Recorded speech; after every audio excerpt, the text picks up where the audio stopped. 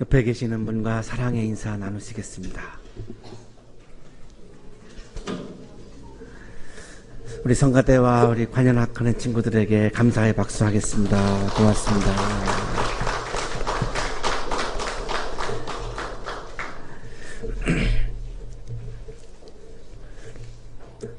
프로타고라스라고 하는 작품은 플라톤의 작품인데요. 자기의 스승인 소크라테스가 아테네를 방문해서 이 프로타고라스와 대화한 것을 제자인 플라톤이 이렇게 기록을 했습니다. 소크라테스는 이 프로타고라스와의 대화에서 지식을 강조합니다. 우리가 악을 행하는 것은 무지하기 때문이다 라고 이렇게 강조를 합니다. 우리 여기 성가대 하는 친구들은 이제 발성법을 알기 때문에 이렇게 좋은 소리를 내지만 저 같은 경우는 발성법을 모릅니다. 그러니까 그냥 나오는 대로 소리를 내니까 아름다운 소리가 안 나오죠. 그래서 이게 전문성이라고 하는 영역이 생기게 되는 거고, 또 여러분이 지금 학교에 와서 공부하는 것도 알지 못하면 엉뚱한 행동을 할 수밖에 없기 때문에 우리가 공부도 하고 이렇게 하는 거죠. 소크라테스는 그래서 지식을 강조합니다. 인용하겠습니다. 알미 훌륭한 것이고 사람을 지배하는 성격이어서 누군가가 좋은 것들과 나쁜 것들을 알기만 하면 그는 그 어떤 것에도 굴복당하지 않고 알미 지시하는 것 외에 다른 어떤 것을 행하지 않는다고. 소크라테스는 자제력이 없어서가 아니라 무지함 때문에 거기에서 악한 행동이 나온다라고 주장을 합니다. 그러니까 프로타고라스가 반박을 합니다. 악인 것을 알아도, 인간이 악인 것을 알아도 욕망 때문에 악을 행하는 것이 있지 않습니까? 알지만, 이게 악이라는 걸 알지만 내 욕망 때문에 눈이 어두워서 악을 행하기도 하지 않습니까? 그렇다면 그거는 반드시 악한 행동이 무지함에서 나온다고 보는 것은 아니지 않습니까? 라고 이제 반박을 합니다. 인용하겠습니다. 가장 좋은 것을 알고 있고 또 그것을 할 수 있는데도 그것을 하려 하지 않고 오히려 다른 것을 하려고 하는 사람들이 많이 있다고 말이죠.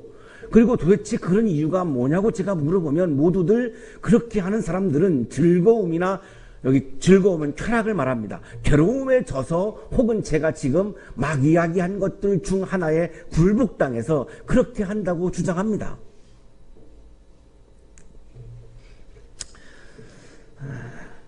세습이라고 하는 것이, 교회 세습이라고 하는 것이 선이냐 악이냐, 이거 사람마다 판단이 다를 것 같은데요. 만약에 일단 이거를 악이라고 만약에 규정을 한다면 세습이 악이라고 하는 것을 몰라서 세습을 하는 경우도 있을 것이고, 세습이 악이라는 것을 알지만 그럼에도 불구하고 욕망 때문에 세습을 하는 경우도 있다라고 프로타고라스는 그렇게 주장을 하는 거죠.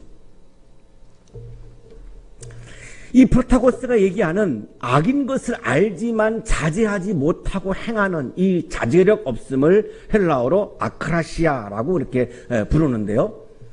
소크라테스는 아크라시아를 인정하지 않은 거고 프로타고라스는 아크라시아를 인정을 한 겁니다.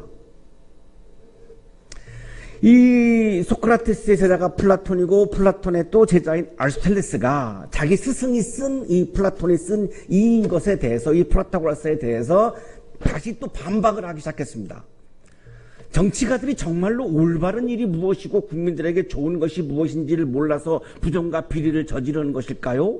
선거 때가 되어서 이렇게 막 부정한 방법을 쓴다고 한다면 정치하는 분들이 그 악인 거를 몰라서 할까요? 악인 거를 알지만 이 욕망을 자제하지 못해서 그런 부정을 저지르는 것이 아닐까요? 이 입장이 이제 아리스토텔레스 입장인데요. 이것을 위해서 적어나간 책이 니코마코스 윤리학이라고 하는 책입니다. 인용하겠습니다. 소크라테스가 탐구한 것은, 자기 스승의 스승을 말하는 거죠. 탐구한 것은 일면에서는 옳고, 물론 알아야 선을 행할 수 있겠죠. 발성법을 알아야 좋은 발성을 할 수 있죠.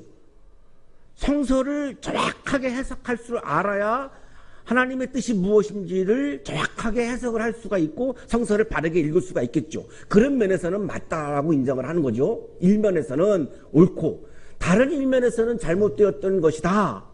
그런데 알지만 욕망 때문에 악을 행하는 경우도 있기 때문에 또 한편에서는 동의할 수 없다. 즉 모든 덕이 결국 실천주라고 생각한 것은 잘못이었고, 모든 선한 행위가, 정의로운 행위가 지식에서 나온다라고 본 것은 잘못이다. 실천지 없이는 덕이 존립하지 못한다고 한 것은 지당한 말이었던 것이다. 그러나 알지 못하면, 무지하면 악을 행한다라고 하는 이것은 또한 맞는 측면이다라고 이렇게 반박을 아리스토텔레스가 했습니다. 이 아크라시에 빠져 있는 자제력이 없는 사람, 이거를 아크라테스라고 헬라어로 부르는데요. 자기가 하는 행동이 나쁘다는 것을 알면서도 내 욕망 때문에, 감정 때문에 이 아크라테스는 알지만 그럼에도 불구하고 악을 행한다라고 하는 겁니다. 자제할 줄 아는 사람이 있습니다. 이걸 앵크라테스라고 하는데요. 이 자제할 줄 아는 앵크라테스는 내가 품은 욕구, 내가 생각하는 것이 나쁘다는 것을 알면 이성에 따라서 행동하지 않는다는 것입니다. 이렇게 두 가지를 구분을 한 거죠. 소크라테스가 강조했던 이 지식에 대해서, 이 지식은 맞는데, 그러나 아크라테스와 앵크라테스의 차이는, 아크라테스는 내 욕망이 있으면 그것이 악인 거를 알아도 행하는 거고, 앵크라테스는 내가 욕망이 있는데 악인 걸 안 하면 그거를 자제하고 행동을 하지 않는다는 거죠. 그래서 이걸 구분을 하는 거죠. 결론에 가서 아리스토텔레스는 중요한 것은 실천적 지혜, 프로네시스다라고 강조를 합니다. 그냥 알기만 하는, 논리적으로, 학문적으로, 개념적으로 알기만 하는 철학적 지혜, 소피아인데요. 철학적 지혜만 가지고는 선을 행할 수가 없다. 철학적 지혜, 소피아가 아니라 실천하는 지식, 실천하는 지혜, 프로네시스, 실천이 담보되어 있는 암, 실천이 담보되어 있는 지식, 실천이 담보되어 있는 지혜가 있어야만 선을 행할 수 있다. 이래서 소크라테스가 강조했던 이 지식을 실천적 지혜와 철학적 지혜 두 개로 구분을 했습니다. 굉장히 제가 볼 때는 탁월한 구분인 것 같아요. 맞지만, 스승의 스승인 그 소크라테스가 한 것이 맞지만, 이거는 두 가지를 구분해서 봐야 한다. 이렇게 주장을 한 거죠. 이 자제력이 없으면 언제든지 인간은 아크라시아가, 자제력 없음이, 욕망이 자꾸만 치솟아 오를 수밖에 없는 존재이기 때문에 실천적 지혜가 중요하고 필요하다. 이걸 강조한 겁니다. 자, 우리 신앙의 세계에 있어서 아리스토텔레스가 얘기하는 이 프로네시스, 실천적 지혜는 굉장히 중요한 이슈라고 하는 생각이 드는데요. 왜냐하면 말씀을 실천하는 믿음이 있을 것이고, 말씀을 실천하지 않고 고백만 하는 믿음이 있을 것입니다. 과연 실천하지 않고 고백만 하는 믿음이 과연 건강한 믿음인가? 아니면 반드시 실천까지 가야 하는 믿음이 건강한 믿음인가? 라고 하는 고민을 하지 않을 수가 없는 거죠. 우리 모두가 신앙인으로서. 이 질문에 대해서 예수님의 오늘 답변은 명쾌합니다. 오늘 이 본문은 분명히 우리들의 이 질문에 대해서 답변을 해주고 있는 말씀인데요. 이렇게 말씀하시죠. 어찌하여 너희는 나더러 주님 주님 하면서도 내가 말하는 것은 행하지 않느냐? 답이 벌써 나와버렸습니다. 주님 주님, 키리에, 이걸 이제 나의 주인님, my lord, 나의 주인님 이렇게 부르짖은 거죠. 기도 시간에. 자, 그런데 기도할 때는 나를 향해서 주인님이라고 부르짖었는데 내가 말하는 것을 행하지 않는 사람들을 보시고 하시는 말씀이에요. 그러면 너는 나를 정말로 주인이라고 생각하지 않는 거 아니냐? 네가 정말로 나를 주인이라고 여긴다면, 나의 종이라고 정말로 여긴다면 어떻게 종이 주인의 말을 어길 수 있겠느냐? 내 앞에서는 주인님 했지만 돌아서서는 내 말을 순종하지 않는다면 네가 내 앞에서 주인님이라고 한 것은 기만이 아니냐? 그건 나를 조롱하는 거 아니냐? 이래서 지금 책망하시는 거예요. 그러면 나에게 차라리 주인님이라고 하지를 말아야지, 주인님이라고 고백을 해놓고 종이 주인의 말을 순종하지 않는다? 차라리 주인님이라고 고백하지 않는 게 더 솔직한 거고 더 낫지. 주인님이라고 고백을 해놓고 말씀을 행하지 않는다면 그건 나를 조롱하는 거니까 이거는 정말로 나쁜 거다라고 지금 책망을 하고 계시죠. 그것은 거짓이고 예수님을 조롱하는 거다. 내게 와서 내 말을 듣고 그대로 행하는 사람이 어떤 사람과 같은지를 너에게 보여주겠다. 47절에서 예수님이 세 가지 동사를 강조하십니다. 내게 와서, 오다라는 동사죠. 내 말을 듣고, 듣다라는 동사입니다. 그대로 행하는 사람, 행하다라고 하는 동사입니다. 이 세 가지 동사인데요. 첫째, 오다, 에르코메노스. 신앙은 예수님 앞으로 오는 것으로부터 시작되는 거죠. 내가 예수님 앞으로 나아가는 것으로부터 신앙이 시작되는 거죠. 예수님 앞으로 나아가지 아니하면 예수님을 만날 수 없으니까 신앙이 시작될 수가 없죠. 오늘 우리가 예배의 자리에 온 것도 예수님 앞으로 온 거지 우리가 어떤 한 사람 앞에 온 게 아니고 예수님 앞으로 온 거죠. 이겁니다. 에르코메노스, 예수님 앞에 오는 것. 이것이 일단 신앙의 출발점입니다. 자, 왔으면 뭘 해야 되느냐? 두 번째가 듣답니다. 아쿠온. 왔으면 우리가 예수님의 말씀을 듣는 겁니다. 예수님은 볼 수 없습니다. 우리가 예수님을 들음으로 만나는 거지 봄으로 만날 수가 없어요. 듣는 거죠. 자, 뭘 듣냐면 주님의 말씀을 듣는 거죠. 지금 오늘 우리가 누가복음 말씀을 듣고 있죠. 예수님의 말씀을 듣고 있죠. 자, 들었으면 그 다음은 고백이라고 말하지 않으시고 행하다, 포이온을 말씀하셨습니다. 고백은 말씀 안 했습니다.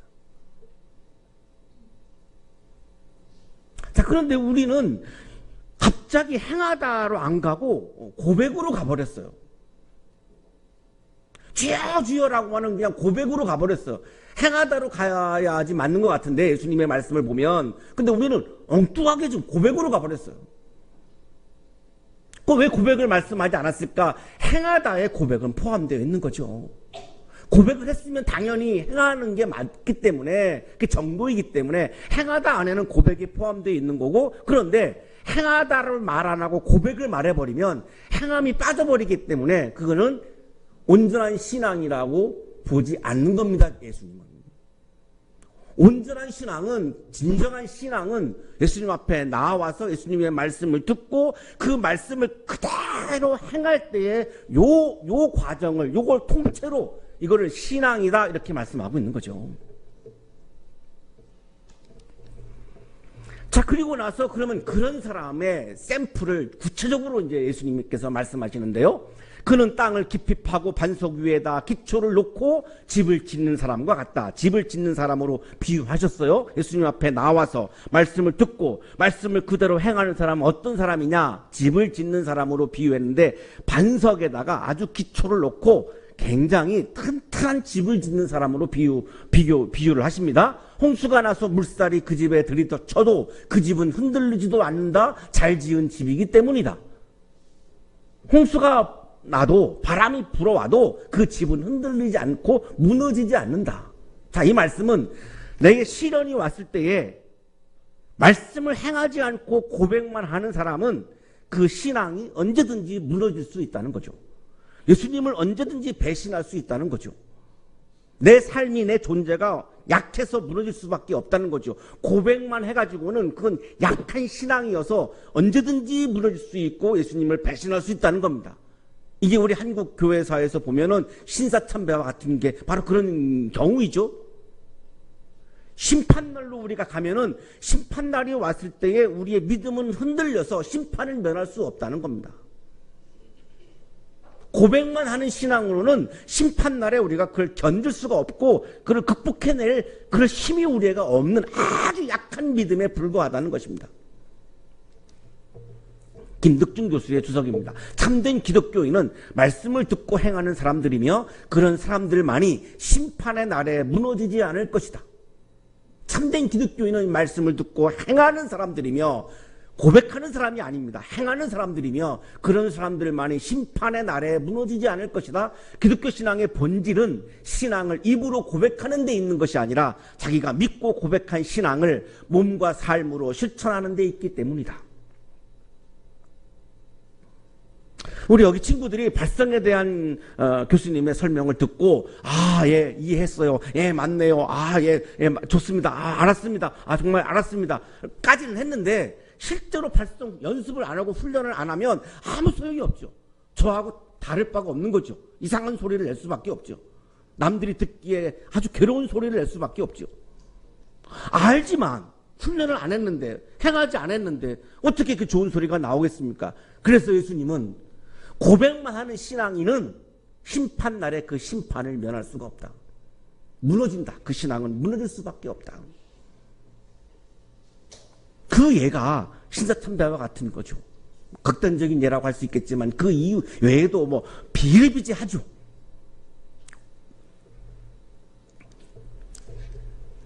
예수의 말씀을 듣고 행하는 사람들, 예수의 말씀을 듣고 그것이 어떤 말씀이든 간에 그냥 그대로 그냥 따라서 행하는 사람들, 이거를 아리스토텔레스는 실천적 지혜자라고 부른 거죠. 우리가 신앙의 차원에서 볼 때 실천적 지혜자들, 실천적 믿음의 사람들, 행함이 있는 믿음을 소유한 사람들은 단단한 집을 짓는 사람들이어서 심판날에도 무너지지 않고 이 세상에서도 시련이 왔을 때 믿음으로 그것을 이겨낼 수 있다는 것입니다.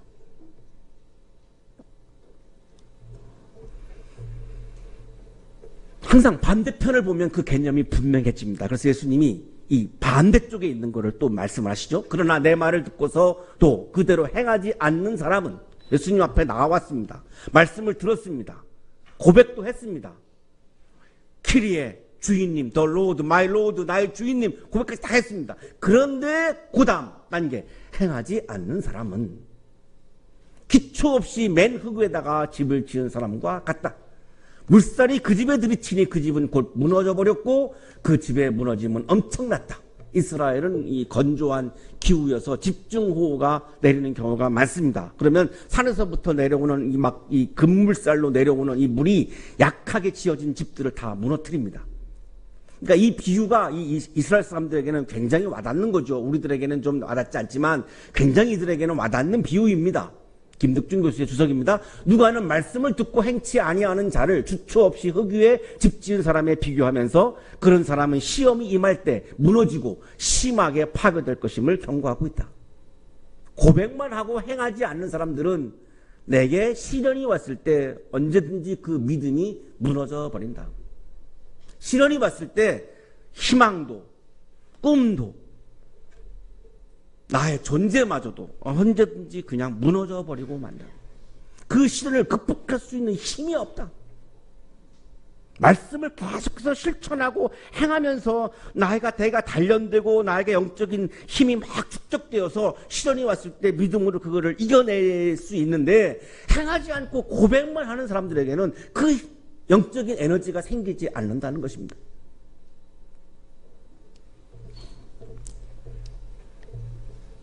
청년 예수는 하나님의 말씀을 알기만 한 것이 아니라 철학적 지혜를 소유하신 게 아니라 몸으로 실천하는 실천적 지혜자였습니다. 끊임없이 하나님의 말씀을, 아버지의 말씀을 십자가까지 계속해서 실천하셨던 분이지 그냥 이걸 공부하고 이걸 학문적으로 연구하고 하나님의 말씀을 연구한 연구자가 아니고 실천자였던 거죠. 우리 학교의 권하기념인 사랑의 실천이 그런 의미입니다. 에리 프롬의 사랑의 기술을 우리가 아무리 읽어봐야 사랑의 실천을 하지 않고는 그 사랑의 기쁨을 알 수가 없는 거죠. 사랑을 말로만 하는 것은, 입으로만 하는 것은 아무 소용이 없다를 우리 설립자님 강조하는 건데 같은 맥락입니다. 청년 예수는, 30대 초반을 살았던 청년 예수는 사랑을 알고 연구하는 차원이 아니었고 사랑을 구체적으로 내 삶의 현장에서 작은 것부터 하나하나 치열하게 실천했던 실천적 지혜자였습니다. 청년은 진리를 실천하는 사람이에요. 연구만 하는 것은 의미가 없죠. 그건 청년이 아니죠. 저처럼 나이가 들면 체력이 딸려서 실천이 힘들어요. 체력이 딸려요. 몸을 움직이는 것 자체가 힘들어요. 솔직히 고백드리는 거예요. 제가 58세인데 벌써 이 체력이 딸려요. 사랑을 막 실천하고 싶지만 조금 있으면 긴장하는데 제가 2번인가 갔었어요. 토요일날 그러고 나니까 주일날 말씀 전하는데 너무나 영향이 와요. 컨디션에. 그래서 이제 요새 못 가요. 가고 싶은데 못 가요. 청년 때는요, 좀 무지막지하게 실천했어요. 막 에너지가 남아 도니까 막 주체를 못 하니까. 그렇다고 제가 무슨 뭐 나이트클럽을 가는 사람도 아니고 신학대학생이 그냥 사랑을 실천하는데 온 에너지를 쏟으니까 그냥 무지막지하게 실천해요. 지금은 솔직히 말씀드리는데 그걸 안 돼요. 못 해요. 그냥 아쉽기만 하죠. 예수님은 30대 초반에 청년이었어요. 결혼도 안 했고 에너지가 남아 도우셨고. 청년은 진리를 실천하는 사람입니다. 진리를 실천했던 한 사람이 있습니다. 마르틴 루터입니다. 돌아오는 주일이 종교개혁 501주년이어서 잠깐 소개를 하겠는데요. 종교개혁의 원리가 5가지입니다. 첫째, 오직 성서. 이 개념을 바르게 우리가 이해하려면 이 반대편에 뭐가 있는가를 보면 분명해집니다. 왜 루터가 오직 성서를 강조했을까요? 로마 카톨릭은 성서의 말씀보다 교황의 칙령을 더 우선했습니다. 교황의 칙령을 따라갔지 하나님의 말씀을 따라가지 않았어요. 그래서 루터가 이건 아니지. 오직 성서를 강조한 거예요. 두 번째, 오직 그리스도. 로마 카톨릭은 예수보다 교회가 더 중요했어요. 성 베드로 대성당을 지으려고 그래서 면죄부를 팔았죠. 예수 그리스도만이 할 수 있는 죄의 용서를 교황과 교회가 해버렸어요. 왜? 교회가 중요하니까. 교회를 지어야 되니까. 그래서 루터가 오직 그리스도를 강조한 거예요. 셋째, 오직 은혜. 로마 카톨릭은 은혜보다 공로를 더 강조했습니다. 면죄부를 사는 공로로 구원받는다라고 주장한 거죠. 예수님의 은혜보다 면죄부를 사는 공로가 더 중요했던 거예요. 이들에게는. 그러니까 루터가 오직 은혜를 강조한 거죠. 오늘 중요한 게 4번째입니다. 오직 믿음. 오직 믿음을 강조한 이유는 이 반대편에 뭐가 있냐면 면죄부입니다. 철저히 이건 다 면죄부입니다. 면죄부를 팔아서 돈을 거두어 드리는 욕망이 믿음보다 더 우선했던 거죠. 로마 카톨릭. 그러니까 루터가 오직 믿음, 욕망이 아닌 믿음을 강조한 거예요. 근데 이거를 한국교회에서는 행위가 아닌 믿음으로 둔갑시켜 버렸어요. 루터는 그런 말을 한 적이 없어요. 행위가 아닌 믿음이 아니라 욕망이 아닌 믿음을 얘기한 거를 교묘하게 이거를 바꿔버렸어요. 행위가 아닌 믿음으로. 1520년에 그리스도인의 자유라고 하는 논문을 루터가 썼습니다. 자, 이 논문에서 졸라 피데, 오직 믿음을 강조하죠. 두 번째 챕터에서 신앙에 관한 문제를 이야기를 합니다. 여기서 나오는 단어가 오직 믿음이에요. 사람들이 오해할 수 있겠더라고요.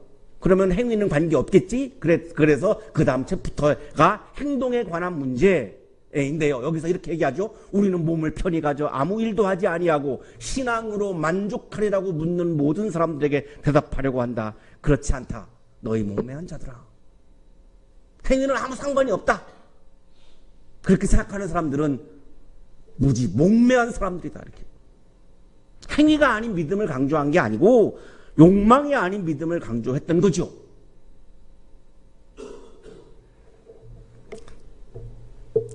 자제력 없음이 아크라테스 자꾸 치솟아 오르니까 자꾸만 그 교회가 변질되니까 루터는 욕망이 아닌 믿음을 강조했던 거예요.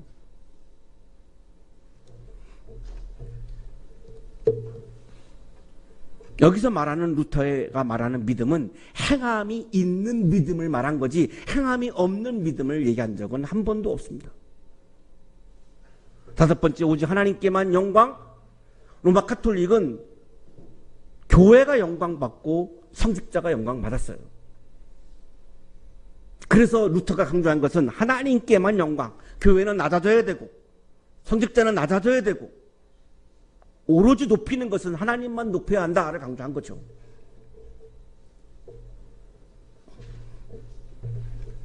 젊은 사제 루터는 믿음을 실천했던 실천적 지혜자였죠. 행함이 있는 믿음의 소유자였죠. 주님의 말씀을 실천했던 사람이죠.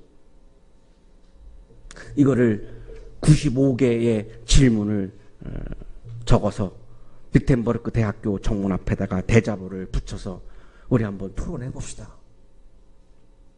이게 그냥 놀랍게 유럽으로 막 번져나갔는데요. 인터넷도 없던 시절에 어떻게 이게 번져나갔을까요? 루터는 코랄 찬송을 작곡을 했습니다. 이런 종교개혁의 원리를 담은 노래들을 작곡을 했습니다. 작사도 하고 그거를 삐라에다가 노래를 적어가지고 막 뿌렸습니다. 이 찬송이 종교개혁이 유럽에 막 불길처럼 퍼져나가는데 결정적인 역할을 했습니다. 본인은 굉장히 유한 사람이고 이렇게 강한 사람도 아닙니다. 정말 신앙 양심상 로마 카톨릭의 신앙의 본질이 아닌 것 같았기 때문에 한번 토론해 보자고. 자기의 신앙 고백을 한 것이고 그 고백을 고백만 하지 않고 구체적으로 삐라에다가 찬송을 적어서 막 부를 정도로 구체적으로 자기의 믿음을 실천했던 실천적 지혜자, 행함이 있는 믿음의 사람, 실천적 믿음을 살았던 그런 분이었죠. 501년 전 이 한 젊은이의 실천적 지혜가 개신교회를 탄생시켰고 오늘 우리가 이 자리에서 예배를 드리고 있는 근거가 바로 거기에 있습니다. 많은 사람들이 고백에 머물러 있다 할지라도 우리가 가장 먼저 정말 실천적 지혜자가 되어서 주님의 말씀을 작은 것부터 하나하나 나의 구체적인 삶의 현장에서 하나하나 묵묵히 실천해 나가는 사람들이 많아져서 우리 대한민국을 보고 하나님이, 주님이 기뻐하실 수 있는 그런 한국교회가 되기를 축복합니다. 거룩하신 주님, 우리가 너무 나약해서 우리가 행복할 수 있도록 말씀을 주시는데도 우리가 무지함 때문에 혹은 욕망 때문에 말씀을 실천하지 못할 때가 많습니다. 우리를 긍휼히 여겨주시고 우리에게 굳건한 믿음을 주셔서 오늘도 주님의 말씀을 내가 만나는 사람에게, 내가 일하고 있는 현장에서 구체적으로 묵묵히 실천할 수 있는 그리스도인으로 살게 하셔서 이 땅에서 하나님 나라의 기쁨을 앞당겨 누리며 살도록 복내려 주옵소서. 예수 그리스도의 이름으로 기도하옵나이다.